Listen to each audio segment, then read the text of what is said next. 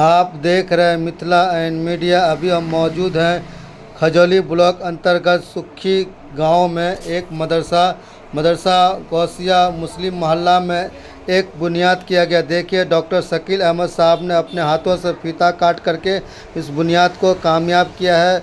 और ये ज़मीन दी है तो हमको बच्चों के मदरसा पढ़ने के तालीम के लिए, और उस सहन से ही आने जाने का मदरसे में बच्चों के जो उस्ताद हैं बधाई देते हैं गांव वालों को। आशा करते हैं कि मदरसा से और मदरसा के बारे में एक गलत जो भ्रांति है वो आपको दूर कर देते हैं। मदरसा में सिर्फ ये दिमाग में है कि सिर्फ मुस्लिम बच्चे ही पढ़ते हैं। आपको दो मैं नाम बताता हूँ।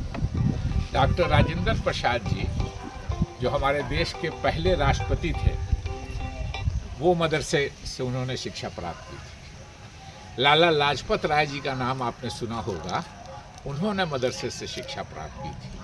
मुंशी प्रेमचंद जो इतने बड़े विद्वान थे, हिंदी के इतने बड़े लेखक थे, उन्होंने मदरसा से शिक्षा प्राप्त की थी। इसलिए ये जो कहा जाता है, ये लोगों के दिमाग में है कि मदरसे में सिर्फ मुस्लिम बच्चों की तालीम होती है। जो भी आ गया शिक्षा पाने के लिए वो उसका हकदार होता है।